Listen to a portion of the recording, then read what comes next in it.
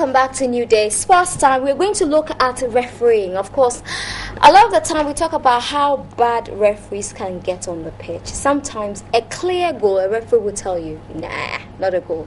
A case in point is the recent clash between Newcastle and Manchester City. A clear goal by Cheick Tioté, and the referee said, no way, it wasn't a goal. And everybody was upset with that referee. But they tell you the referee is always right. He uses his discretion.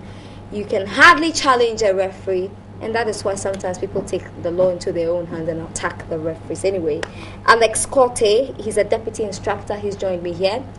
An astute referee, reputable referee, but even him, with his record, has been attacked a few times. Good to see you, Mr. Corte. Thank you very much. Okay, tell me the story about you getting attacked on the pitch. Was it after the game or before the game? Or halftime? It was after the game, and it was in Winneba, Advanced Stars Vipers. Vipers? Yeah, way back.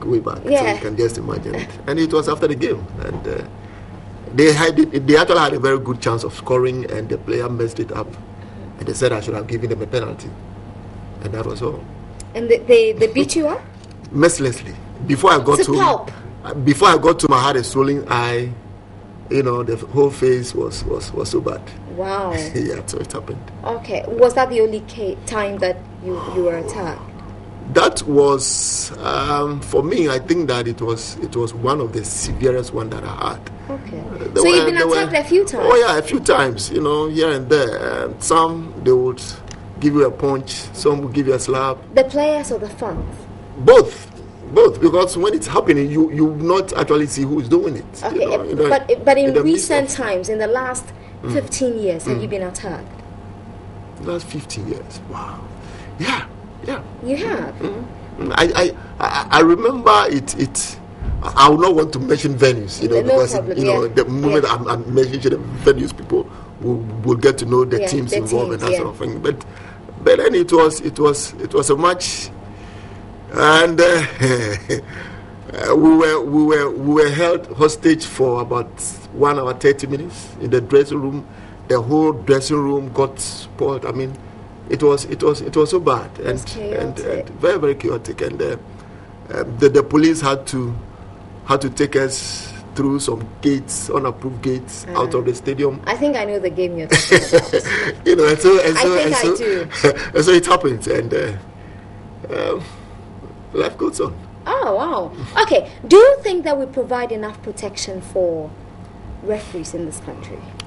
In this country, I would say no. I would say no because if you go outside, if you travel outside, the security is such that you feel very, very secured. Yeah. Okay, but here, we pick the security from the venues. And so even the security men there, they're also afraid of their lives because they stay there with the people. Yeah. You understand? And so our security is not too good here. Many a times we have tried to talk to the FA to bring in the military because just recently I was in a match and just a few military men's presence. Yeah. Was different, and I was saying that, hey, if this match had been by the police, we would have had it very bad. Even the players will have a better understanding than the fans. So if you're attacked by a player, then it's a bit worrying. Yeah, I've apart from security, I think our next point will have to be with the laws of the game. Mm-hmm. The players don't know it, the coaches themselves don't know it. The team officials themselves are not interested in the laws of the game. We've made some requests through the FA to the clubs that at the beginning of every season, at least let's get some instructors to go around the clubs, teach them the laws of the game, just the basics, just for them to understand some of the laws. None of the clubs even took interest in it. Just a few of them. And even that one, you go and it's like, oh, our time is short. We just want to give you just 30 minutes. 30 minutes, what are you going to teach? 1 hour, what are you going to teach? And the laws, we have 17 laws, but then we just want to give you just the basics of them. And the clubs don't want to take advantage of that. And so, yes, the laws it cut across. I mean, the media.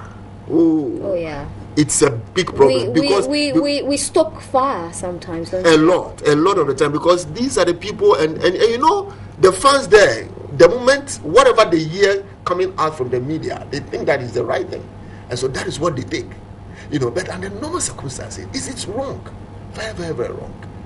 You know, in your intro, you just said that you watch a match. I mean, Newcastle and whatever, Man City. and the goal was scored and the referee disallowed it. Yes, prior to a goal scoring, if there is any infringement, the referee have to disallow. But this one was clear. You know, there was no infringement. There was. Even the linesman had his flag down. I mean, the linesman was in sight. He saw the goal coming, but the referee disallowed the goal.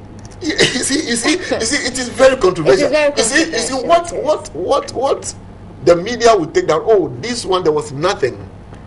The referee probably saw something we didn't see.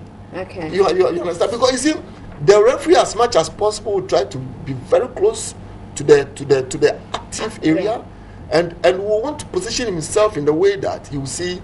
I mean, he would give credible decisions. I mean, that is what we normally teach our referees. That look, your movement on the field of play must give you a credible, you know, decision. And so, if you are the wrong position, you will take a wrong decision.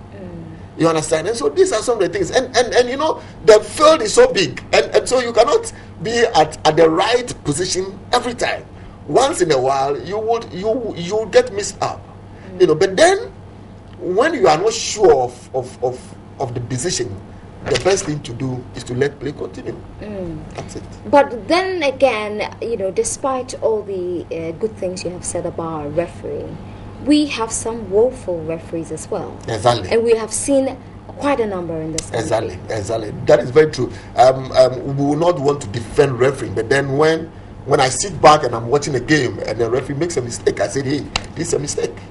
You know? Do we punish referees enough?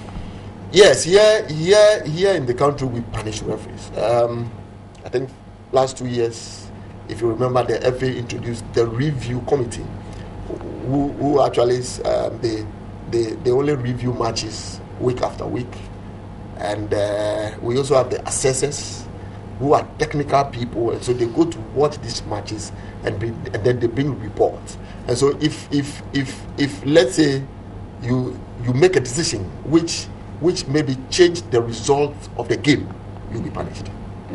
That is it. But assuming it's about 4-0 and then you make a mistake and so maybe either to award a penalty or to award an offside, and you did not, and so 4-1. I mean, it will not change. It will not have any effect on the game, And so for that one, maybe you'll be cautioned. But where maybe a penalty should have been given, which would have changed the result of the game, maybe 1-1, maybe 1-0, maybe like 2, the Man City game, and that sort of thing. And so when that comes to the notice of the of the FA, you will be invited. They will show you the clip. Okay. If you have any response, you give, and if not, I like the German system. They give the referees a platform on TV to defend every decision they took on the pitch. So every week the referees know that if you take a bad decision, you will have to defend yourself on national TV. And I think it's a very it is. But you see, here we have our referees coming across the whole country from Volga and that sort of thing. So have you been bribed ever before? Attempt, yet, but not bribed. Okay, there's been an attempt to bribe you? A lot of the time. I mean, every match, they will want to attempt. Every match. Why is that so? Maybe the team officials should be in the position to answer that. Why? Who makes the attempt? It's the team officials. The team officials. Yeah, it's the team officials. They actually make the attempt. I mean, no pro player will come and bribe you. But it's the team officials. Do you ever suspect match fixing? Ever? Have you ever been in a game where you've seen something very untoward happen? Me, not. But then I've watched games where you sit back and you realize that, hey, there's been some compromise. You understand? Whereby you see both teams not playing it very hard. they want to be fair, and they just playing the game in a manner where maybe they want the results to end maybe either in a draw or in something, and so yeah. But then it is very difficult to actually detect that. But then if you're a technical person and you sit back, you will be able to know that. Interesting. Before I let you go, what do you think can make the local league attractive? Because if you talk to people, they'll mention several things, but poor officiating would also come up. Yeah, I think we'll have to strengthen our security. 1, 2, we'll have to educate the media. Very critical. As for the referees, maybe the third one is that the team officials must stop approaching referees in a way of